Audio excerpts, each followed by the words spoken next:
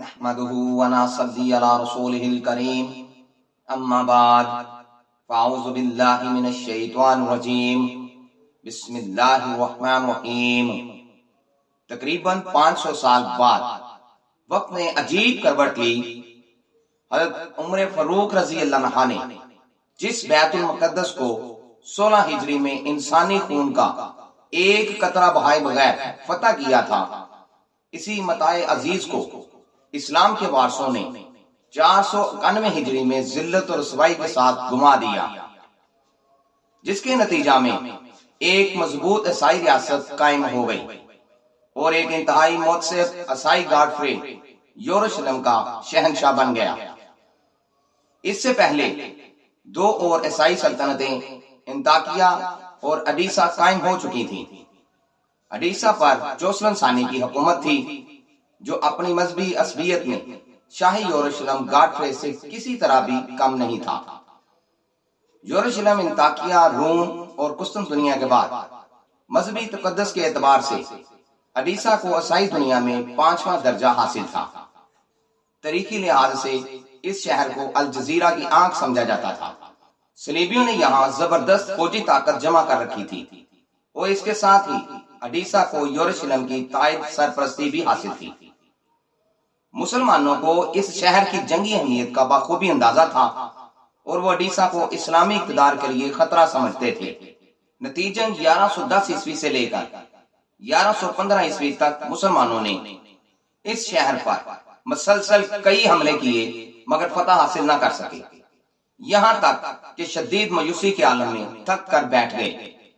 پھر جب عماد الدین زنگی نے موصل اور دمشق میں دوبارہ اقتدار حاصل کر لیا تو وہ اڈیسا کی طرف متوجہ ہوا۔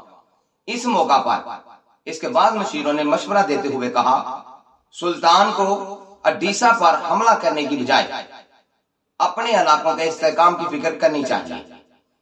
جوسلن ثانی ایک طاقتور حکمران ہے، مزید یہ کہ اسے شاہی یروشلم کی حمایت بھی حاصل ہے۔ وزیروں کے چہرے سے قبل از وقت شکست اور ناکامی کے اندیشے ظاہر ہو رہے تھے۔ یہ سب کچھ دیکھ کر عماد الدین زنگی جلال میں آ گیا اور کہنے لگا کہ اڈیسا کو یروشلم کے حکمران کی تائید حاصل ہے اور مجھے خدائے وحدہ لا شریک کی تائید حاصل ہے۔ عماد الدین زنگی نے اپنی انگشت شہادت بلند کرتے ہوئے انتہائی پرجلال لہجے میں کہا، اڈیسا اس زہر آلود خنجر کی طرح ہے جو مسلمانوں کی شارک کے قریب رکھا ہوا ہے۔ اس سے پہلے کہ وہ خنجر حرکت میں آئے میں اس کو توڑ دینا چاہتا ہوں۔ وزیروں نے عماد الدین کے اس جوش اور جذبے کو وحشت و جنون سے تعبیر کیا، مگر وہ مرد مجاہد تمام قیاس آرائیوں اور مسلطوں سے بے نیاز ہو کر طوفان برق و باد کی طرح اڈیسا کی طرف بڑھا اور اس جنگ میں نجم الدین ایوب اور اسد الدین شیر کو بھی اپنی پوری توانائیوں کے ساتھ شریک تھے۔ ان کے سینوں میں بھی اپنے حکمراں کی طرح جہاد کی آگ روشن تھی۔ سلطان عماد الدین زنگی کی حکمت عملی یہ تھی کہ وہ اپنے لشکر کے ساتھ رات کے اندھیرے میں سفر کرتا تھا تاکہ دشمن کے جاسوس اس کی پیش قدمی سے باخبر نہ ہو سکیں۔ پھر سلطان عماد الدین زنگی اس اڈیسا کے قریب پہنچا جب جوسلن ثانی کے سرحدی سپاہی شراب کے نشے میں ایک دوسرے سے مذاق کر رہے تھے۔ مسلمان فوجیوں کی تلواریں بے نیام ہوئیں اور ایڈسیا کے سرحدی سپاہیوں کی اکثریت دیکھتے ہی دیکھتے خاک و خون میں مل گئی۔ کچھ سپاہی جو مدہوشی کی کفیت تک نہیں پہنچے تھے وہ فرار ہو کر عیسائی حکمران جوسلن ثانی کی خدمت میں حاضر ہوئے اور مسلمانوں کے ناگہاں عقابی حملوں کی خبر دی۔ کھلے میدان میں مقابلہ کرنے کا وقت گزر چکا تھا، اس لیے جوسلن ثانی اپنی فوج کے ساتھ قلعہ بند ہو گیا۔ سلطان عماد الدین زنگی نے تیز رفتاری سے آگے بڑھ کر اڈیسا کے قلعے کا محاصرہ کر لیا۔ قلعے کے اندر رستے سامان بڑی مقدار میں موجود تھا، اس لیے جوسلن ثانی کو اطمینان قلب حاصل تھا کہ وہ دشمن کی دسترس سے دور رہے گا، اور اگر مسلمانوں کے محاصرے نے زیادہ طویل عرصہ لیا تو وہ تنگ آ کر قلعے کی مضبوط سنگی دیواروں سے سر ٹکراتے ٹکراتے ایک دن ناکام و نامراد واپس چلے جائیں گے۔ قلعے کا محاصرہ کرنے کے بعد سلطان عماد الدین زنگی کچھ دن تک صورتحال کا جائزہ لیتا رہا۔ پھر اس نے اسلامی طریقہ جنگ کے مطابق نجم الدین ایوب کو عیسائی حکمراں جوسلم ثانی کے نام ایک خط دے کر روانہ کیا۔ جوسلم ثانی کا دربار شاہان قدیم کی طرح قیمتی ساز و سامان سے راستہ تھا، مگر اسلامی سفیر جوسلم ثانی کے تخت کے قریب پہنچا اور اپنے امیر کا خط عیسائی حکمراں کے حوالے کیا۔ جوسلم ثانی کا وزیر ڈیرک نے اپنی نشست پر کھڑے ہو کر سلطان عماد الدین زنگی کا خط با آواز بلند پڑھا۔ حاکم اڈیسا کو معلوم ہونا چاہیے کہ اسلامی فوجیں اس کے دروازے پر آ پہنچی ہیں۔ یہ اس بات کی کھلی علامت ہے کہ تم جنگ کے پہلے مرحلے میں مغلوب ہو چکے ہو۔ ہم نہیں چاہتے کہ جگہ جگہ انسانی خون کے تالاب بن جائیں اور اڈیسا کی پر رونق گلیاں انسانی لاشوں سے بھر جائیں۔ اس لیے تم پر لازم ہے کہ تم قلعے کے دروازے کھول کر ہتھیار پھینک دو۔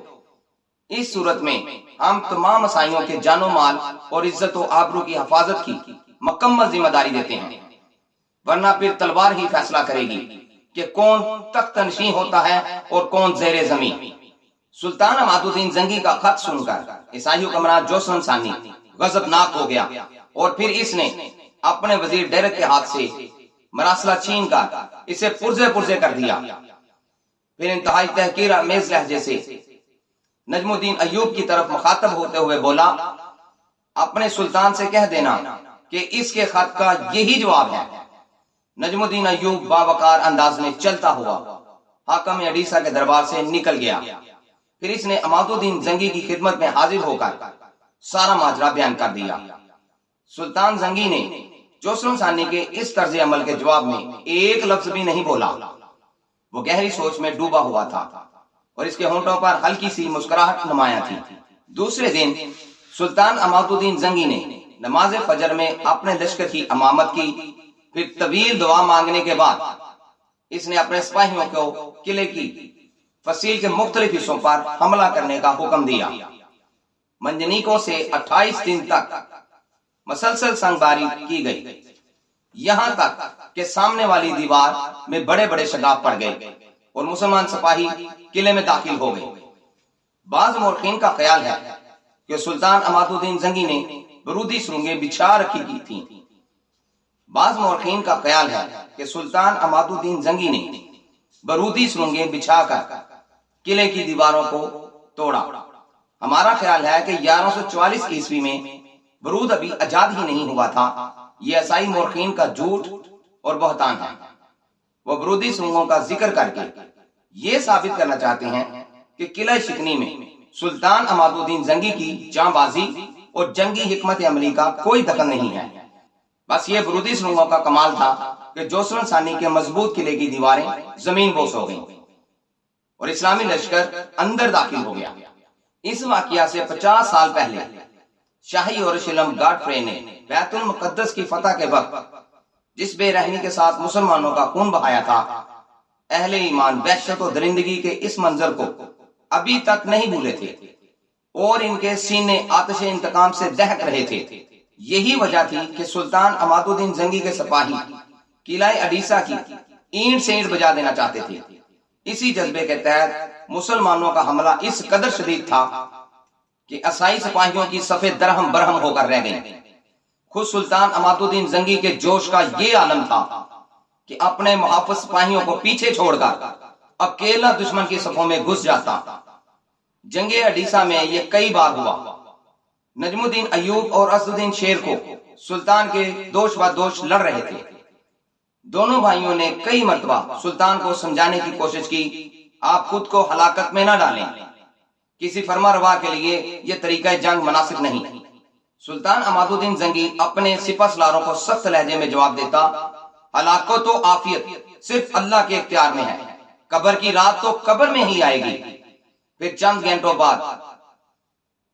گھنٹوں بعد ہی عیسائی فوجیں پسپا ہونے لگیں۔ مسلمان سپاہی قلعے کی بلند دیواروں کو انسانی خون میں ڈبو دینا چاہتے تھے، مگر سلطان عماد الدین زنگی نے ایک سخت فرمان کے ذریعے اپنے فوجیوں کو عیسائیوں کے قتل عام سے روک دیا۔ عام شہریوں کے ساتھ ہتھیار ڈالنے والے سپاہیوں کو بھی ایمان بخشی جائے گی۔ پھر جب یہ طوفان بلا آخر تھم گیا تو سلطان عماد الدین زنگی نے تمام قیدیوں کو رہا کر دیا اور عیسائیوں کے گھر سے لوٹا ہوا مال بھی انہیں واپس کر دیا۔ اڈیسا کا حکمران جوسلن ثانی کسی خفیہ رستے سے فرار ہو گیا۔ اڈیسا کی شکست کی خبر سن کر پوری عیسائی دنیا میں صف ماتم بچھ گیا۔ یروشلم کے ایک پادری شمعون نے اپنا گریبان چاک کر دیا اور سر کے بال نوچ دیے۔ بہت دیر تک سینہ کوبی کرتا رہا، پھر گریہ زاری کرتے ہوئے آسمان کی طرف دیکھ کر بولا، یسوع مسیح تم اپنے نام لیواؤں کی مدد کو نہیں آئے، یہاں تک کہ عیسائی کثرے اقتدار کا پہلا ستون گر گیا۔ میں نہیں جانتا کہ اب مسلمان قدم کہاں رکھیں گے۔ اے مقدس باپ، تو ہی انہیں روک کہ ہم بہت عاجز و ناتواں ہیں۔ ایک ہی شکست نے صلیبیوں کے ہوش و حواس اڑا دیے تھے۔ دوسری طرف مسلمانوں کی مسرت کا یہ عالم تھا کہ عرب کے بڑے بڑے شاعروں نے سلطان عماد الدین زنگی کی شان میں طویل قصیدے لکھے۔ علماء اور مشائخ نے سلطان کو محافظ اسلام اور مجاہد کبیر کے القاب سے یاد کیا۔ اس کے ساتھ ہی خلیفہ بغداد کا فرمان جاری ہوا کہ عماد الدین زنگی کا نام کتبات میں شامل کیا جائے۔